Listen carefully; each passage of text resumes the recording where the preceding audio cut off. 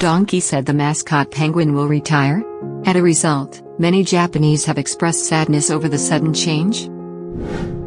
About Donki, you might think of mascot character, a Santa hat-wearing penguin. Don Quixote has announced that they will be changing the beloved mascot to a new one, an anthropomorphic mascot representation of a Japanese alphabet character.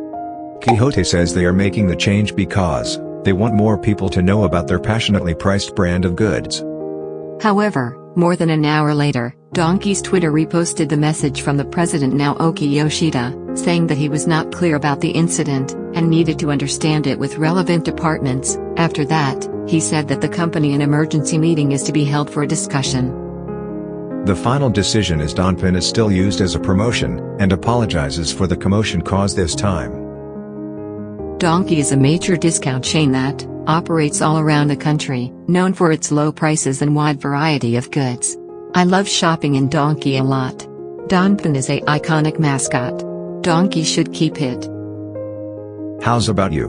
Which one do you prefer?